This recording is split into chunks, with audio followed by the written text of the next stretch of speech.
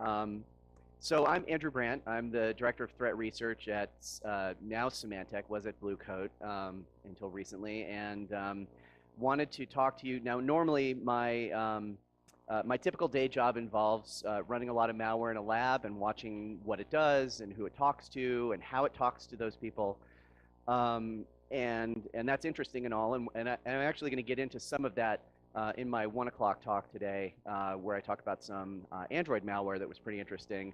But this morning, since it's early and you guys need a little pepping up, so we're going to talk about video games and some of the issues that I've discovered with a game that I've been playing for a little bit over a year called Ingress. And Ingress is an augmented reality game, and that term was not very well known or understood up until the middle of this summer when Pokemon Go came out. And everybody suddenly understood what an augmented reality game is when that game hit and became such a huge phenomenon.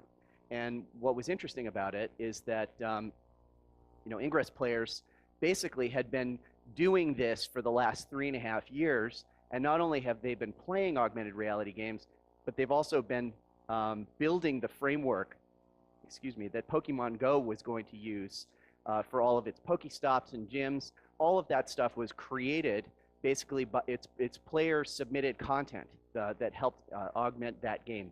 So what we're going to talk about a little bit today, for those, can I get a show of hands if anybody here plays Ingress? It's not a huge, oh, good. So there's a bunch of people. I'm not going to ask you your faction or your agent name, and I'm not going to reveal my own, but it may become obvious throughout the talk. So I'm going to talk a little bit about fundamentals just for the people who don't know how the game is played. And then we're going to walk through some of these issues that we've seen where people have been abusing the game. And so, at the end, what I'm hoping is that there'll be a few minutes left at the end, and I'd love to hear any suggestions. Now, at the previous conference where I gave a similar talk to this, I got a bunch of suggestions from the audience about ways to kind of thwart these problems and present these issues, present them as potential solutions to Niantic, who's the publisher of both Pokemon Go and Ingress. And I'm hoping that we can get some of those suggestions together here as well. The one thing I got to tell you is that I have tried on multiple occasions to try to reach out to Niantic through a bunch of different means, and they have just been completely unresponsive. So I don't know whether or not they're actually interested in hearing these solutions, but we'll still give it to them anyway. So what's Ingress, right? So we talked about augmented reality. I think everybody understands that it's a game that takes place in sort of a hybrid between the real world and the virtual world. In this particular game, it's a sort of a paranoiac science fiction-y story that involves two factions vying for control of the world. You do that by basically capturing these locations within the world that are called portals. And then once you have 3 portals that are within a direct line to each other where there's nothing between them, you can connect these portals together and make these triangles, which then fill in the zone inside with the color of your faction. And this is called fielding. And really, like, all of the gameplay that happens at or near these portals. So going between the portals is just gravy for, like, capturing geolocation data and like tracking how many kilometers you travel. Everything is in metric in the game. All of these actions have to happen basically within a 40 meter radius of these portals. So, and as I mentioned, a lot of the information, a lot of these locations, as well as their descriptions, names, photographs, were all submitted by Ingress players and then taken in and sort of reused in Pokemon Go, so that you can see on the left sides of these 2 parallel pictures, you've got the portal, and then if you recognize the Pokemon universe, like that's the sort of the Pokemon Pokestop version of the same thing, and you can see they're even using some of the same pictures, the same names, same descriptions, and obviously they're at the same location. So everything that happens within the game requires this stuff called exotic matter. You get exotic matter by walking around. You also get exotic matter by picking up stuff called power cubes and using them. There's this concept of a game within a game called glyphing or glyph hacking, where you do a little puzzle matching thing where you try to draw these archaic-looking symbols that appear on a kind of a field of dots and replicate that within a 12 to 15-second time frame. And then I mentioned linking and fielding and learning about basically there's two ways of scoring. There's a set of personal scores that you can get to advance yourself, and then there's scoring for your faction, which is pretty much done by doing the linking and fielding. All right, so, and then there's this concept of doing strategizing when you're not necessarily out in the field. There's this thing called the Intel map, and it's actually valuable if you play Pokemon as well, which is why I think a lot of people who are playing Pokemon or started getting into AR gaming through Pokemon have now recently joined Ingress. Not necessarily to play Ingress, but to get access to this, because you have to have an Ingress account. And what it does is it gives you a map of all the portal locations in the world, almost like a Google map, and it lets you zoom in and out at almost any magnification. You can see the dots, represent all of the portals that are visible. Now, at this magnification, it's only showing the longest links and the sort of the most strategic fields. But as you go down further and further, you start to see more and more precision in the data, just like that. So down at the street level, you can see every single place where there might be a Pokestop. So the other, I mentioned the map. The other elements are this glyph game. Badges are just ways that you can sort of have bragging rights among your friends for being able to accomplish certain tasks. And then there's also another game within a game in Ingress where the game publishers have this whole, there's a backstory that's sort of continuous, that's part of the game. And they have hired actors to basically play this as almost like a television series or a serial, where the story is ongoing. The various actors who play these characters within the backstory of the game release videos and other images, and those things have artifacts in them that are sometimes steganographically hidden within the images or the videos that allow you to discover even more stuff. And so there's a whole subculture of people who play Ingress who just tear apart the videos that are released by Niantic, trying to figure out ways of extracting useful information out of those videos, and often find really interesting things. And then the sort of the other piece of this is that in addition to just playing individually or in small groups, periodically Niantic has these events called anomalies, which are essentially put together by the local factions players in a certain city. Niantic decides the cities where these things are going to happen and the day, and then the local teams get together and kind of organize the rest of it. And you get sometimes hundreds of people coming to a city on a certain day to play in these anomalies. And for people who are hardcore athletes and really want to like strain themselves and are interested in the physical fitness aspect of this, there are these events called Go-Ruck events, where almost militaristic sort of maneuvers in the dark, wearing a backpack with 40-pound weights in them. People will run several kilometers and do things, and that gives their teams an advantage the next day when they do the anomaly. So just some screenshots from the game showing the badges, the glyphs here at the top, the detail on the badge, and passcodes, these things that people try to sneak out of the videos and things. So so in the course of doing this analysis, as I mentioned, I do a lot of this stuff with malware in the lab, and we're doing data extraction and recording of the network traffic when the malware is doing its thing. And we also, the company I work for makes a product that does man-in-the-middle SSL decryption. So it was kind of a natural fit for me to do this analysis, because here I had a lab, and I do IoT and mobile device analysis, and so I already had phones that were connected to this network and had the certificates set up that they could decrypt the SSL. So it was a natural thing to kind of take a look at what you can discover within the game, and there's quite a lot, actually. So all of the Ingress in-game communications happens within the app.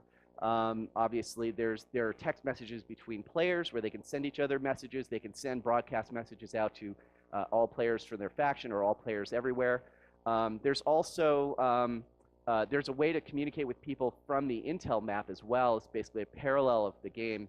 And then the game itself is constantly streaming information up to Niantic servers, receiving information back from them.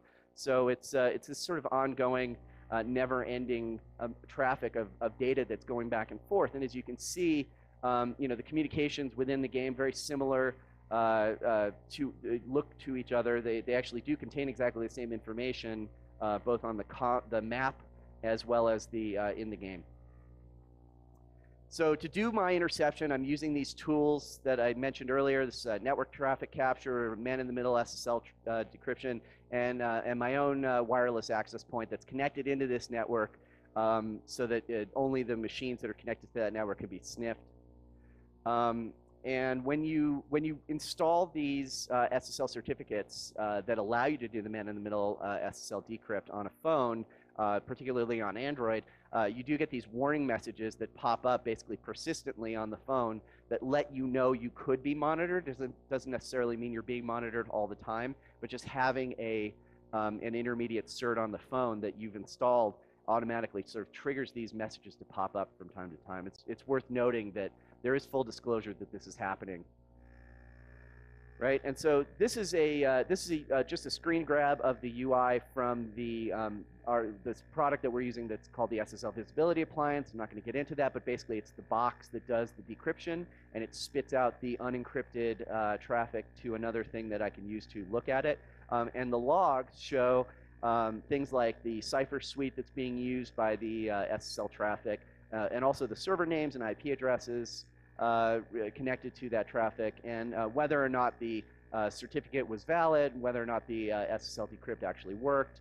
And occasionally you do see some weird ones, like the one second from the bottom where it says bad record MAC address. So initially, when you start the game, the first thing that it does is that it connects into Google, and it uses their OAuth to authenticate you using your Google account. Now, it's worth noting that Niantic is actually a spin-off from Google, that they started out as a division within Google, and eventually Google just kind of spun them out to be their own company. If the UI of the map looks familiar, it's because they're using Google Maps. They're using all of the Google APIs basically to communicate and to share this information back and forth. And so, of course, they're going to use Google's OAuth to authenticate you, and that has continued even though the companies have separated. And what we're able to see here is, for example, that the app name highlighted in red is com.nianticproject.ingress, and I've blocked out basically the UUIDs and other critical stuff that would let you log in as me. In addition, there's this weird traffic that happens at the beginning that's called cloud-to-device management. Now, this was a project that was created also by Google and then deprecated, and so basically turned off, and yet Ingress continues to use this cloud-to-device management API at login time. I'm not really sure why. It just happens. Then the first contact with Niantic is this HTTPS post traffic where the client will send up its basically a hex representation of the latitude and longitude up to Niantic, and then Niantic is supposed to then send down a bunch of information about what's happening in the local area around you, right? Just so you can draw, so it can draw the map. It's got pictures. It's going to have the names of the portals. It's going to have their locations and all of the related information about the client itself. It was notable that the app actually does use its own custom user agent called Nemesis, which turns out to have been the internal name of the game when it was in early alpha. As they were developing it, they called the game Nemesis. So the first response from the server, as I mentioned, comes back with this flood of information. So all the chat messages that have been transmitted recently. It's also sending your location back to you in decimal this time. So it sends it up in hex, and it sends it back to you in decimal, and it's not really sure. I'm still not really sure why that happens. And then there's all of this information that's coming back, as well as not just about the chat, but also about your full inventory and everything that you have that's connected to your account. So every single time you log onto the game for the first time, it's pushing your inventory back to you. That's probably just an anti-cheat method to make sure that you can't artificially fiddle around with that data on your phone and then get stuff for free, right? Here's just some more detail from the post, and the response from the Niantic server is to say sup. Right, and here's the screenshot that shows basically all of the inventory as well as the configuration settings for the game. Now this is kind of interesting because, again, you would think that the rules of the game would be hard-coded into the client, and in fact, what I discovered is that they're not. They're actually transmitted down to the client, basically the thresholds that define how the game is going to work in basically every way, and all of the parameters that it uses to define how the game is going to function are sent down at this initial check-in every single time you start the game. Right. Now, in addition to the Google OAuth and the communications with Niantic directly, the app also has several mobile analytics tools built in. And this is not an unusual thing. This is something that's pretty common within the mobile app industry. You have these basically these companies whose job is to create an API that allows you to see, if you're a developer, how your app is being used. And the idea being that you want to be able to debug problems, figure out if there's ways of improving your user interface and your user interactions within the game. And so there's nothing nefarious or necessarily damaging about the fact that these APIs exist. It's just, this is just another aspect of the game and another aspect of mobile apps that we see when we decrypt the traffic. And what you can see here is that one of the analytics is called Upside API. And it turns out that Upside API is also used by Niantic to do some of their in-app purchasing as well. So a lot of this is tied to commerce. And so when they do that, they want to basically make sure that the transaction is legitimate and that it's happening. There's money involved. This is where actual dollars change hands. And they use the Google Play sort of commerce system, but a lot of the validation of the device itself and the account is happening through Upside, and the handling of the exchange of money for goods in the game, in virtual goods, is all done through Upside. So in this initial check-in, what you see here is that we basically have this huge amount of data about the phone itself that's being transmitted up to Upside, and that includes the manufacturer and the model, the carrier that it's using. Of course, the GPS location as well goes to Upside API, and just a ton of information about how the phone works, the resolution of the screen, the phone number it's using, their IMEI, what network it's on at the moment, as unique IDs that basically identify this particular customer, this particular account, and just a ton of information that's going to this third party, which you may or may not actually be aware is happening. There's also a different analytics tool called Criticism, and what's not clear is exactly what Criticism is being used for. Very similar information is being transmitted to them as well in the form of this like JSON, and it's including the what the mobile network is.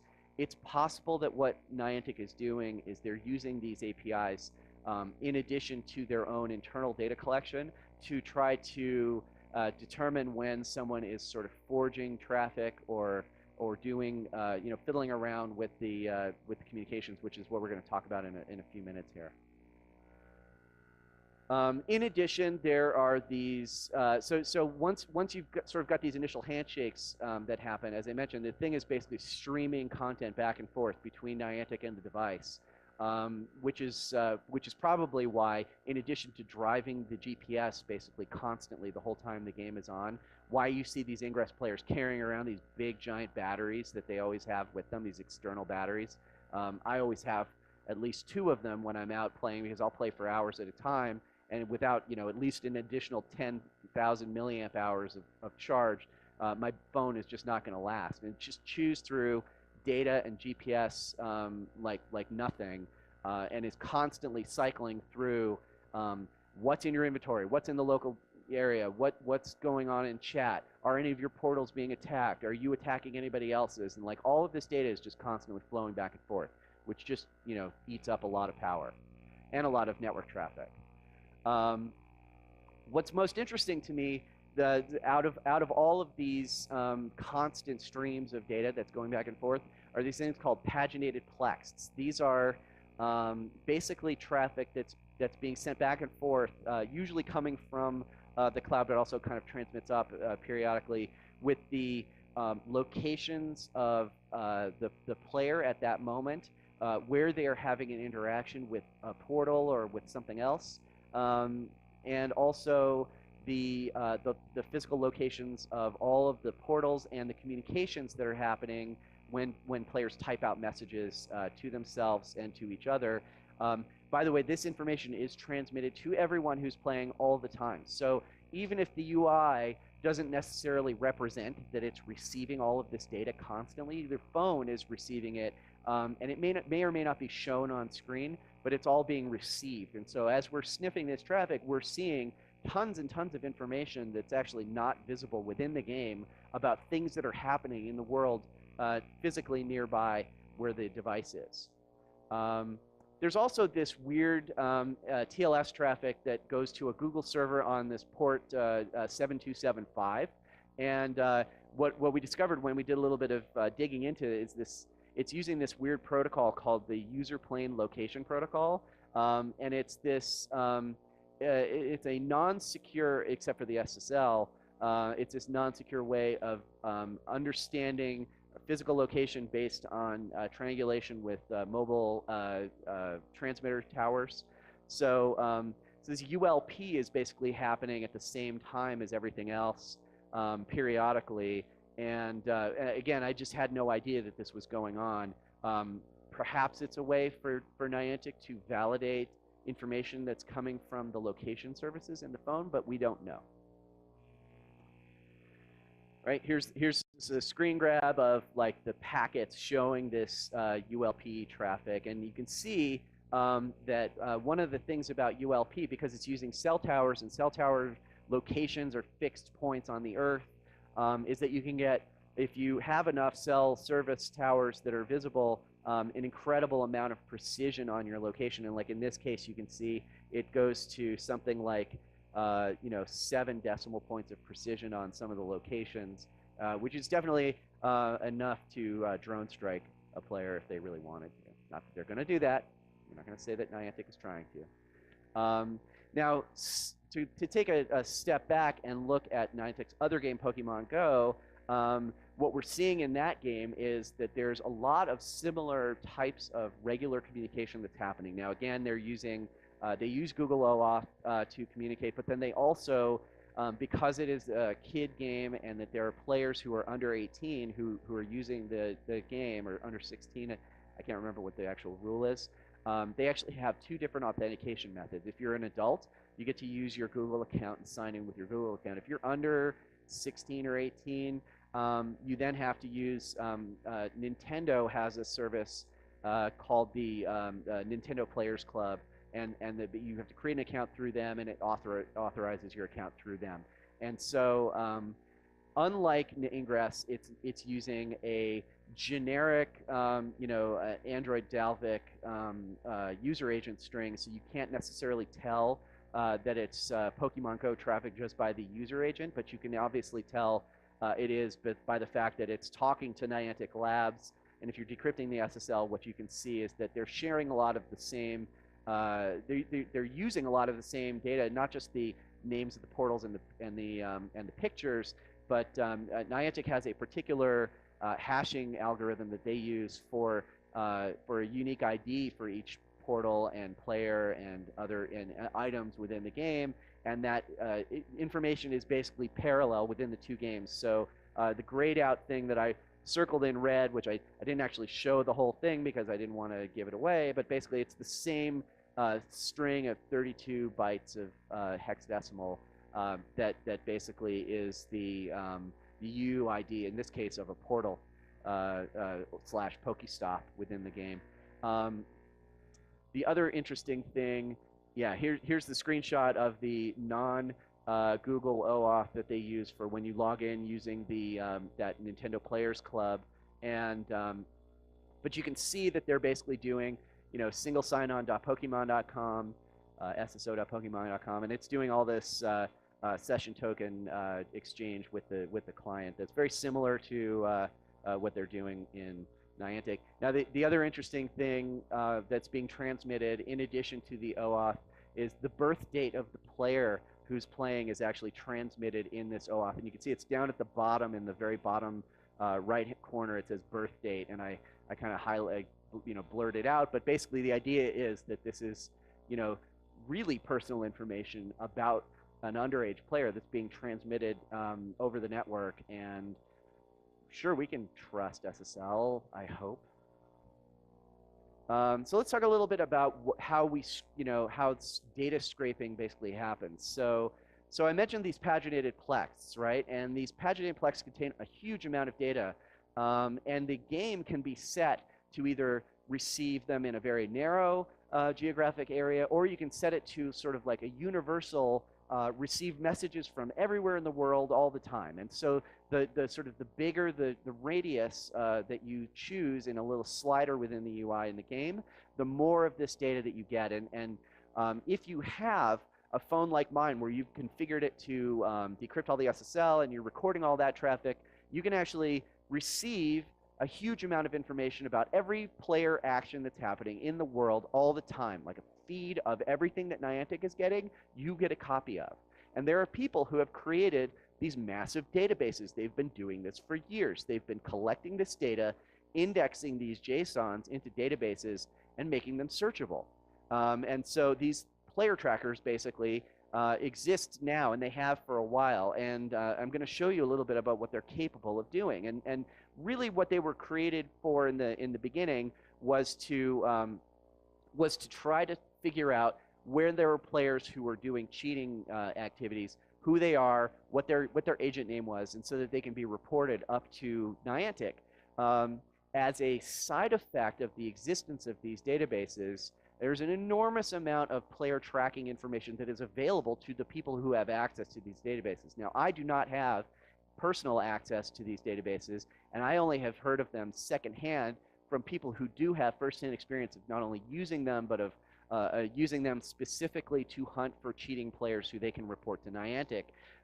My argument is that the existence of these databases, while it is made in the best of spirits and the best of intentions, is a major threat to all of the players who are in the network. So this past summer, my own experience with this was that I had an opportunity this year to go to the UK, to go to England and Wales, and I was there for 5 weeks. And of course, while I was there, I'm out there playing Ingress as hard as I can in this foreign country, because you get lots of special badges for being able to hack portals for the first time, capture portals for the first time, and the more different places you get to go, the quicker you're going to get these badges. And so I actually was very proud of the fact that I was able to not only hack but capture all of the World Heritage Site castles in Wales. So Beaumaris Castle, Conway Castle, and Carnarvon Castle are all World Heritage Sites. And then on top of that, I was able to capture the UK's most haunted castle, Gwydir Castle, as well. So it was a fun time for me. So while I was doing this, though, what I didn't realize is that all of my player interactions in the game were being recorded by these trackers, and people in the US who I knew who used these trackers were actually able to see a heat map of where I was most active during that 1 week that I happened to be in Wales. And yeah, that's really freaky to see just how precise they were able to pinpoint my common locations in the places that I habituated, because I was staying in Conway, but played a lot in Llandudno. That's that area that's in bright pink there in the middle. So yeah, there's a huge amount of data that's being indexed, and like as I mentioned, it's being done for the best of intentions. So one of the things that these guys try to do is they're trying to find players who are using cheating methods to find other players' portals that they've been hanging on to for a really long time and defending. And there are players who go out and just look for those portals and try to kill them as a kind of a form of griefing, or to kind of give people a hard time. They'll wait until the day before they're about to get a badge for holding the portal and then kill the portal. Those people are called guardian hunters.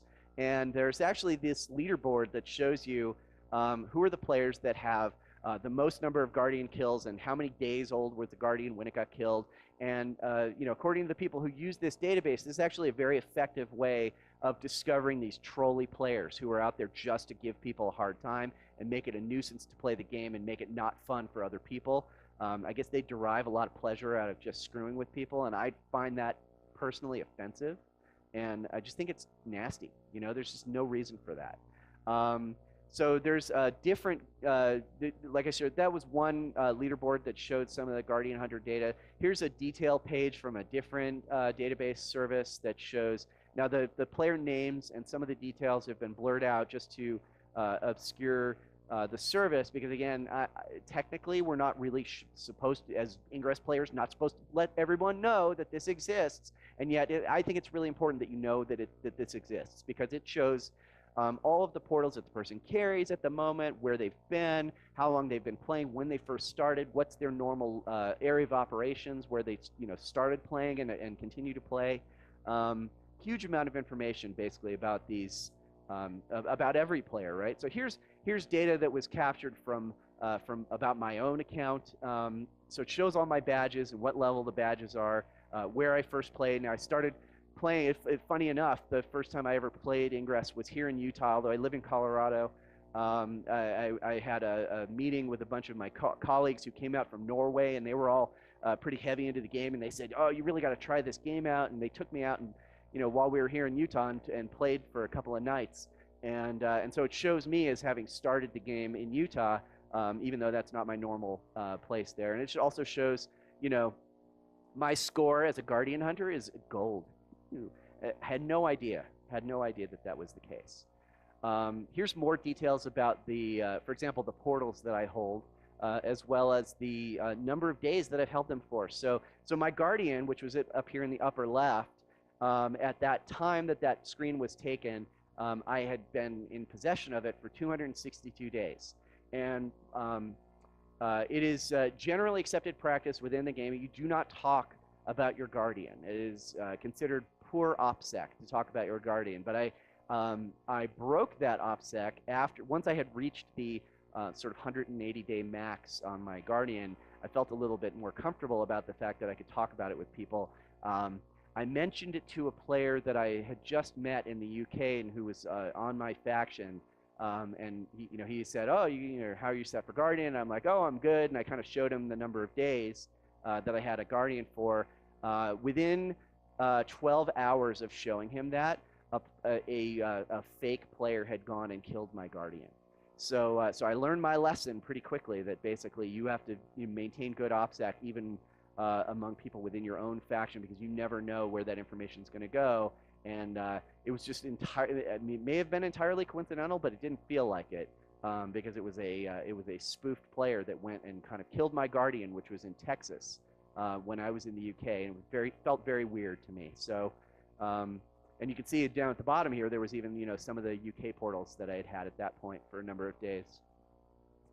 So the biggest issues that I can see is that it allows these unscrupulous players to kind of go out and target your most valuable assets within the game, and that's going to, that kind of level of griefing is really obnoxious, but it also just engenders a lot of hostility among the players. People get really, really angry when they feel like they've been working hard. They may have had to hike to the top of a mountain to capture that portal, and then some guy goes in with doing spoofed GPS data to pretend that they're at the top of the mountain and take that portal away from you. It feels very wrong, and it is wrong on a lot of ways. But the flip side of these databases is that they do actually help determine when players are cheating and identify those players fairly readily. So there's kind of a gray area as to whether or not they should be kept. And honestly, I'm not going to make a point about whether or not they should be kept. I honestly think that this is a job that Niantic should be doing, and not the players. The players should not be policing themselves. And the fact that the players have access to this level of precise details about the habitual areas that players use and are interacting in can lead to a number of problems. So So let's talk about a little bit about this GPS spoofing, because I've kind of skimmed the surface on it, but I want to get into the details of it. So when I use the term spoofing, what I mean is using forged GPS data on the device or on in software to basically fool a device into thinking that it's in a physical location that it isn't actually located at. And there are bots that can do this spoofing and perform automated actions within an area. So there's the bots and spoofers are kind of hand in hand, and a lot of the same tools are used to do both things. This is just a fake badge that someone created to kind of mock the concept of spoofing, right? Because it's basically a form of griefing. So inherent in this is the ability to lie to both the app and to the phone about where you are. And it's very difficult to do that because for the most part, it's all happening within services. Now, in the Android universe, it's kind of, it's relatively easy to do it. It's a little harder to do spoofing in the iPhone universe just because of the closed ecosystem. So in Android, there's this thing called the exposed framework. And the exposed is this tool that allows you to very precisely control which services and which device, which hardware pieces within your phone are able to communicate with which applications. And you need to use the exposed framework if you're going to be doing GPS spoofing in order to prevent Niantic from discovering that, for example, the GPS coordinates and your mobile network coordinates are way off, because that's a pretty strong indicator that you're doing spoofing. So so it does take a lot of effort to do it. You need to have a custom firmware on the phone that you can use to flash zip files onto the phone so that they can be installed outside of the context of the operating system user land. And then you also have to be able to root the phone and have root access to run this. There's also an exposed APK that needs to be running at the same time. But basically, once you have all those pieces put together, you can then very, very tightly and precisely control what each of the components of your phone is able to communicate to other pieces of the phone. And again, I'm not making a judgment call as to whether this is good or bad. I actually believe that people should be able to very tightly control every aspect of what their mobile device is doing at any given time. So I support the fact that this exists, but the fact that it's being used for this cheating, it kind of sucks. So let's talk a little bit about the bots, right? So bots are these automated processes that can go and do things in the game. Well, what can they do? They can do absolutely everything that a real player can do. They can hack or glyph the portals. They can get keys. They can follow basically paths that you create. And not only do they follow the paths, but they can actually, you can introduce an error rate so that it kind of looks like you're meandering along a path, like a person who's walking might walk across the street periodically to get a portal over here or over here. As Niantic has been in this arms race with the bot makers are becoming better and better at figuring out ways to get around the obvious things and even some of the less obvious things that can indicate when an account is using a bot. They can be, and what this screenshot here is showing is there's a town close to where I live that tends to have, there are certain players that everyone in the area knows are bots, and that those bots are being used to collect huge amounts of gear. And as they're doing that, they're also collecting a bunch of stuff that they don't need, including these keys within the game that allow you to create these links. So when you see bot players basically walking a path and just dropping, like shedding keys as they go, that's a pretty strong indication that there's been a huge amount of this bot activity going on, and that they're just dumping all the stuff that they don't need on the ground. And it shows up on the map as these like trails of keys and trails of low-level gear that the bot doesn't want. So it's kind of, you know, ridiculous to see this kind of stuff happening, and yet it's frustrating as a player to be standing, like if you were standing at the corner where those two sort of streets full of keys are, to sort of see that thing happening and realize there's no one standing around you because it's 2 in the morning and you're the only person out there. It's very frustrating to experience that, and yet that's a sort of daily basis thing for some people. So yeah, what can they do with these bots? And what we're seeing is a number of different things. So they're using them for this GPS guardian hunting spoofing thing where they're killing people's portals, but they're also using them to harvest enormous amounts of the high level gear that allows you to blow up your enemy's stuff faster, and that can either be shared with the players locally, or it can be used to basically sell out in a kind of a third-party gray market where people will actually pay cash for this gear that the bots will harvest. It also basically creates this zero-effort attack method where you can literally sit in your living room at home, and if you decide that like the other team is doing something that you don't like, you can just like from your couch go and like kill their field without having to get up and go do it. And again, it's that level of obviousness that creates all the vitriol that we see in the player environment. So the players in my local geographic area created this infographic last year to talk about how these farm bots work. And I think this is one of the more interesting things. It's too small to read on the screen, so make sure you take a look at the slide deck, which the con is going to make available to you. But it is essentially showing how when these bots are playing, it's very obvious that they're bots, because the only way that they get any of the player experience points that kind of allow them to proceed within the game is by doing this glyphing, and they glyph at a rate that is beyond what a human can do, and they get to higher levels more quickly than a human can do from just normal playing. It's just at a certain point, the metadata that reveals that this is a bot is incredibly obvious to the player base, and yet these bot players don't get terminated until they get reported up to Niantic. Niantic, by the way, is only a company of about 55 employees, and they're responsible for both Pokemon Go and Ingress, and not just managing this sort of environment, but also building the game, adding new features, doing these anomalies. Like, I mean, we're talking 50 people that are dealing with, in the case of Pokemon Go, a game that got to be bigger than Twitter in 10 days after its release. So it's an enormous responsibility, an enormous amount of difficulty for a team that small. And I know that they're hiring. So, if you're interested in trying to help, solve this problem and you live in the Bay Area, there's jobs there for you. Clearly they need the help, and relying on players to do all this work for them is just not working. So the biggest, most prolific bot that we see out there is this bot called Ganes. Ganes is sold by this Russian guy, and he basically takes every build of the game that they release, and he refactors it with his own code inside of it. And so when you buy Ganes, and install it, you're basically installing another copy of the Ingress client, but it has all of these extra features built into it. There's a couple of extra menus and a huge number of sliders that allow you to change parameters in the way the bot is going to move. And this is just showing some of the things that the bot can do on this screen.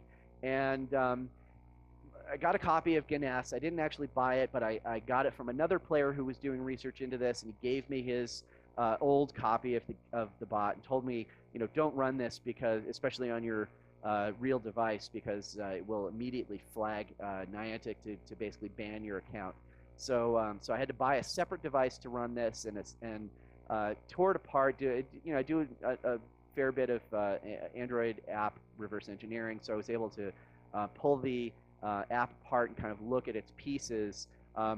What's on the right-hand side of the screen here is just some of the options from the drop-down for the walk mode, right, that you can use.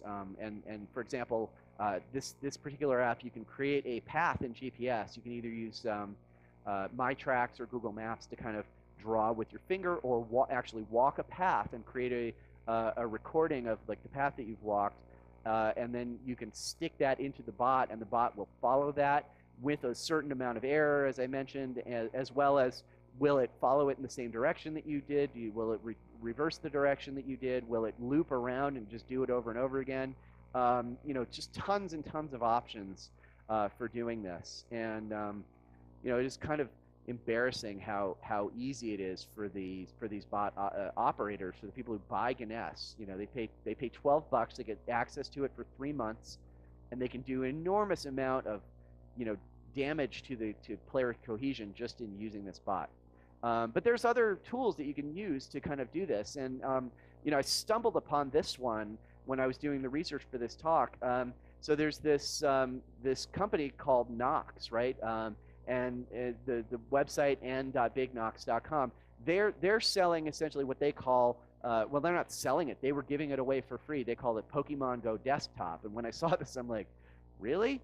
So I pulled it down and took a look at it. And what they're doing is they've created their own version of an Android emulator that allows you to run any app. But in addition to the app, there's a separate window that's next to the Android window that is a map window. And you can basically point and click with your mouse on the map, and it will just tell the GPS, the software GPS that's in their software, to put you there, and then all of a sudden in the game you basically teleport to that location.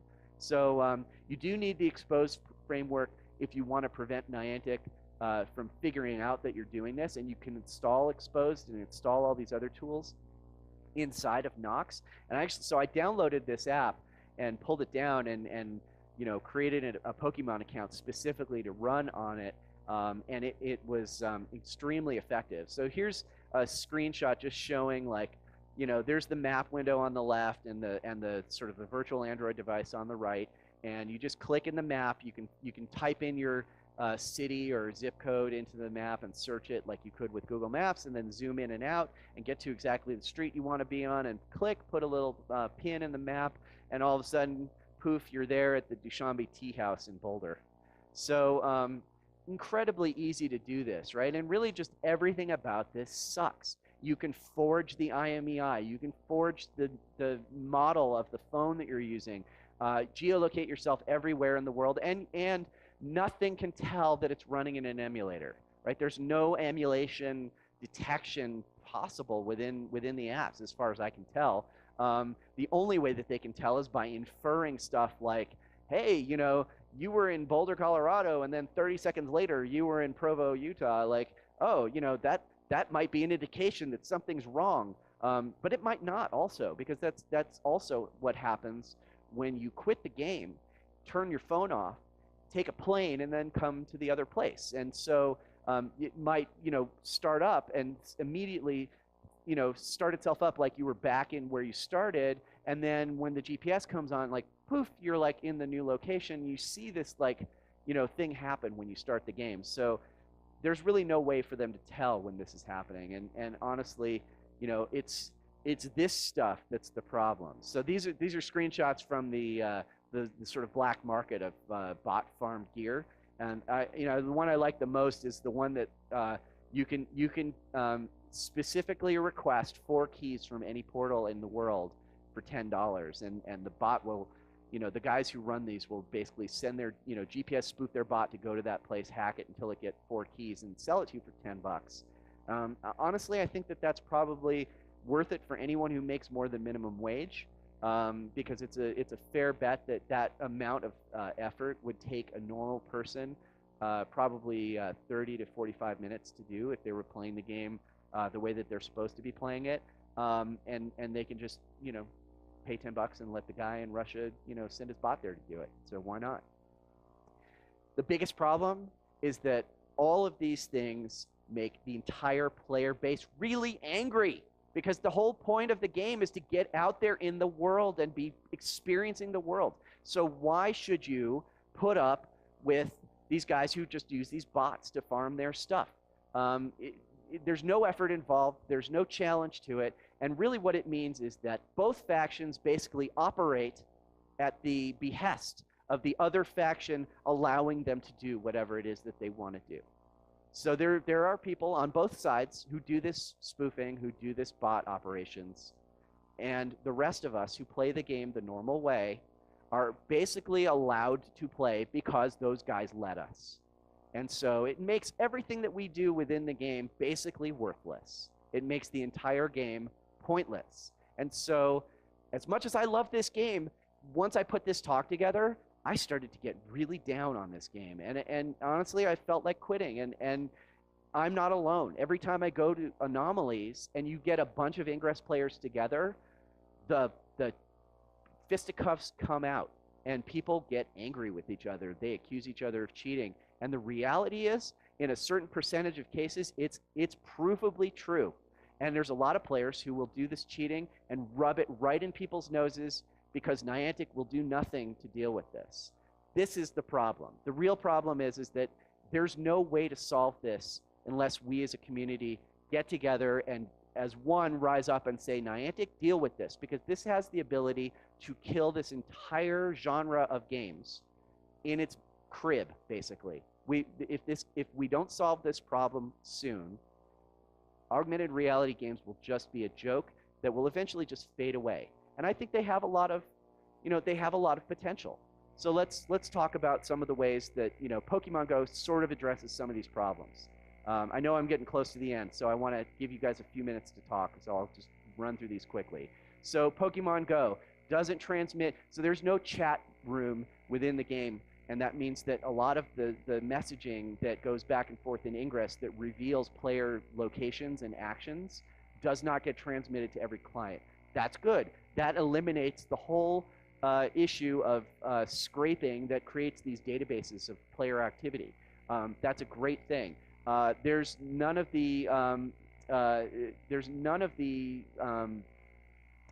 a much less information that's being transmitted within the game. I mean, it still sucks your battery down pretty hard, mainly because it's driving the GPS so much, but there's so much less information that's being transmitted, although a lot of the information that is being transmitted is information about what's happening around you in terms of what gyms are nearby. So the gyms, the UUIDs, the GPS coordinates of all of the stuff is all being transmitted, but not the player actions, which is good. The way that I think that they can do this to fix this problem in Ingress is to basically to remove players' names from the details when actions are happening. So instead of saying Spike is killing Portal X that's right outside, they just say Portal X is under attack by a player, right outside, and therefore, it kind of eliminates the tying of actions to players, and it removes it does remove the ability to hunt for these, guardian hunters, but it also kind of eliminates this giant privacy issue of being able to, if you have access to one of these databases, find and locate individual players and where they habituate and what time of day they tend to be in certain locations. And I got to tell you, the biggest issue with these player scraping databases is that they have not just the potential, but they have actually been used to stalk players. There are players out there who are slightly less stable who have access to these databases, and there have been other players who have quit the game because they have been stalked to their homes, to their workplaces, to the park that they go to at lunchtime by people from the opposing faction who have followed them to these locations and figured it out using these scraping databases. This is a physical threat. It's a game where you think that you're just dealing with kind of these invisible avatars until you actually get out in the real world and you see there's a guy walking around glyphing in the park, and you realize that's that guy. Well, people have been followed and harassed in the real world until the police have been called, restraining orders have been issued against players, and it's only going to get worse. So what else can be done? So these one of the things that I do in doing my malware analysis is I look at a lot of network traffic metadata as well as the content, and there's a lot of metadata that we know is being collected both by these analysis APIs as well as by Niantic itself in the app, and it really only takes a little bit of thinking to kind of come up with combinations of these metadata that would indicate when somebody's doing something bad or when it's a player that's doing things legitimately. And I think that it's probably a pretty simple process for the security-minded, hunter-focused, if any of you guys saw Grifter's talk yesterday, it was a great talk about hunting for malware. Like, there is that same mentality that needs to be taken by the people who are anti-cheating at Niantic. And so, it can be done. It's just, do they have the players or the employees available to do it? And then I think we need to basically have there needs to be a way for players who are being nasty, threatening, stalking, there needs to be a way to report those people so that just banning their account, they could just create another account, right? And so um, there needs to be a way of kind of tying the player, the human person, to the various accounts that they might be using, and basically ban the human rather than ban the account. Some people have suggested that tying playing to a credit card, or requiring a small credit card payment at the beginning of playing the game. And I think a lot of the issue with resistance to that is that it kind of inhibits people from starting playing the game, because it kind of creates a barrier right from the beginning. But honestly, if you have the ability to kind of track human beings, it eliminates a lot of these problems. And then these are some of the suggestions from the B-Sides folks. And I want to open it up. If anybody has any suggestions, just raise your hand or yell out if you have any ideas on this. I mean, I can run through some of them, right? So one of the issues was to follow the money, and that's a great idea. The problem is it becomes very difficult to figure out when gear is being moved around. I know that information exists in Niantic's database, right? So the way that these bots work is that the bot will collect all this data and collect all this gear. Someone will pay the bot guy money to get the gear, and then the bot spoofs itself to a location and drops what's called a capsule with 100 of whatever the things are inside of it to the location that the player specifies. If you can track the user account that the capsule came from and the user account that picked it up, you can start to see the patterns of who's buying, who's selling. It's just a matter of looking, and it's just not being done. So does anyone have any comments or suggestions? I know there's a lot of players in the room. I just want you to know, I'm up here giving this talk because I love this game, and I want the community to be more cohesive. And what we've had so far has been great, but this could threaten the whole thing. It could all just come tumbling down. So I'm hoping that you will take this to heart and go back to your communities and work with me and with Niantic to kind of end this practice of these types of tools, because it could be the end of the whole genre. So I guess that's my time.